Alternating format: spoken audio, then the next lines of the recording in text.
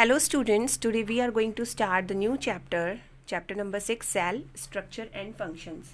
In this chapter we will study about the cell, the levels of organization, variation in cell, structure of a cell, different types of cell, as well as how a cell can divide, that is cell division.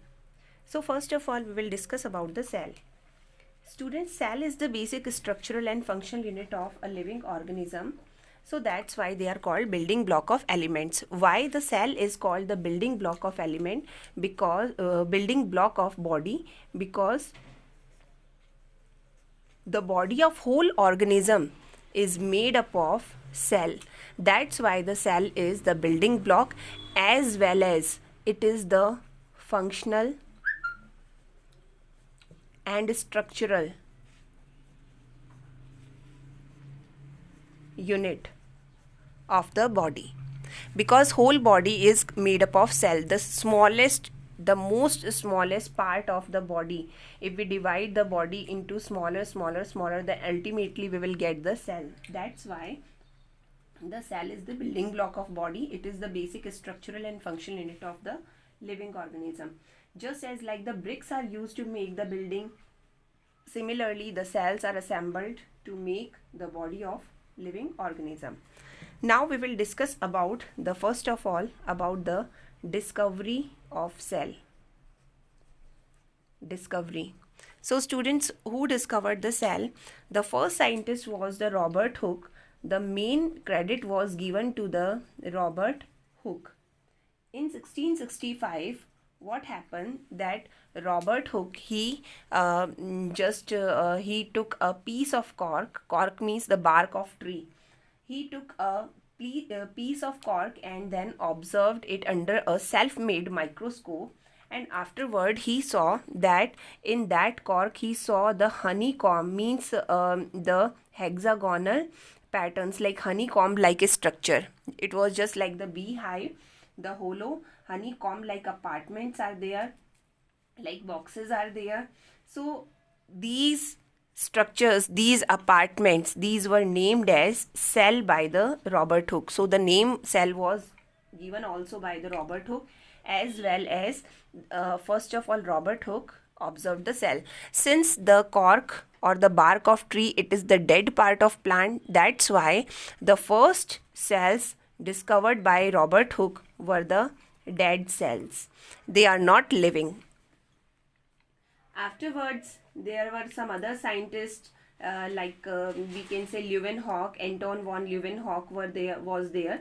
He is also known as the father of microbiology. So the Leeuwenhoek was responsible for the discovery of living cell. Leeuwenhoek was responsible for the discovery of living cell. First of all, he discovered the living cells. Since all the living organisms are made up of cells, it was further explained by other scientists in the cell theory.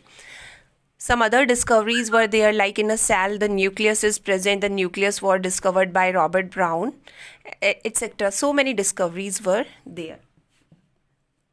Now, the next is about the cell theory. So, about the cell, so many theories were given, and we will discuss about the different type of theory. Students, the most important theory, it was given by two theories are there. Number one is Schleiden and Swan, Schleiden, Schleiden and Swan, Schwan. Schleiden and Swan were two biologists, means who study about the plants and as well as animals, and they presented the cell theory for the life. Further, their cell theory was further expanded or developed by some other scientist named Rudolf Virchow. So Rudolf Virchow was a scientist who actually developed the cell theory given by Schleiden and Swan.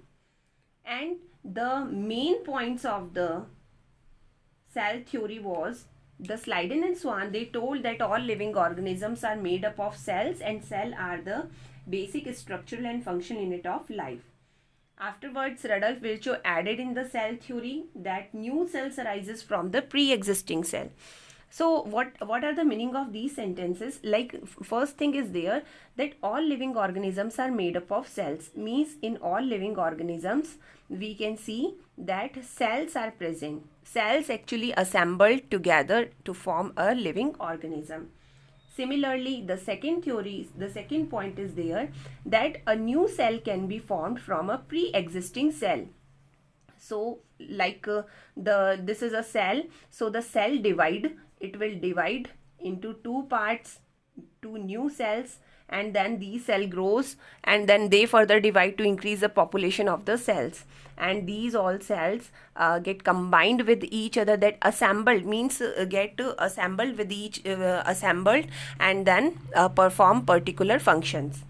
Just like the parents are the living and they are able to give rise the living organisms, that is their offsprings, their generation. Similarly, the living cells have the ability to give rise to the another living cell. That's why we can say that new cells arises from the pre-existing living cells by cell division. Now, next point was the organization of cells. The cell organization means the organization of cells in the body. It is responsible for the structure and function in the body. Means all the function and all the structure of body, the structure of all the organs in the body as well as the function of all the organs in the body, they are decided by the organization of cell. That which type of cells are organized, which type of cells are responsible for a particular function. Like RBCs are there, they are found in the blood only, okay, and the function is the transportation of oxygen, transportation of nutrients, like this. So the organization of cell in the body, it is responsible, it decides the structure as well as functions in the body. Okay, now students, the next thing is about the levels of organization of the body. So different levels of organization, I just want to tell you. Levels of organization. What about the levels of body organization? That means how a body is formed. How a body means in multicellular organisms means all the organisms which are made up of different type of cells. So in multicellular organisms, different type of cells are there, like RBCs are there, like nerve cells are there, like muscle cells there. So different type of cells are there which carry out different type of functions. But in case of unicellular organisms, only a single function is performed by the cell. So in the levels of organization, we will discuss that how the organism is formed from the cell, how the different type of things are formed, we will discuss in it. Generally, the bodies of multicellular organism, we know that they are made up of different type of cells which perform different type of function, and there are certain levels. Like number one is cell. Whenever the living organism start developing, then in that case it is just like a cell, okay, like human being, like animals are there, they are just a cell, okay. So it is the smallest living unit of the body, it is cell. Afterwards the cell divides to form the group of cell, and this group of cell, it is called tissue. Like this is a cell, and this cell actually divides to form a group of cells, and this group of cell is called a tissue. Means same type of cells are there in tissue, okay. Afterwards different type of tissues are there, like this is a tissue, like there is a tissue of longer cell, elongated cell, muscle cell. So the different type of tissues, they get combined with each other to form the organs. Like we can see that in our muscle cells are there, okay, we are having fat cells are there. So they actually combine to form the different type of organs. So different type of organs are made up of the combination of different type of tissues, and each tissue is having the ability to perform a particular function. Now the different type of organs, they get combined with each other or work together to form an organ system like stomach, pharynx, intestine, mouth. These are certain organs which combine to form a digestive system. Okay, like we can say that the brain, the nerves, the spinal cord, we can say nerve cells are there, neurons are there.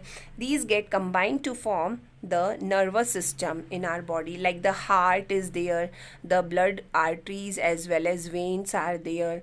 These get combined to form the circulatory or transportation system in the body. So different type of organs combine to form the organ systems, and this organ system perform a specific function. Okay. Afterwards, students, different type of organ system, when they get arranged in a body or arranged over a particular in a particular way and form an organism. So an organism is such a body, we can say organism. Various type of organ in a body are organized to form an organism. So in this way the organism is formed. So these are the different levels of organization for the formation of an organism, for a living organism. We can take the example of human body, students. Like we are having the different type of digestive system, we are having the reproductive system, circulatory system, nervous system. So different type there are, and different type of tissues are there, like epithelial tissue there is there, fat tissue is there, muscular tissue is there. So different type of tissues are there which combine to form different type of organ. The organs combine to form different type of organ system, and organ system work together to form a particular organism. Okay, so students, these are the different type of levels of organization for the living organism.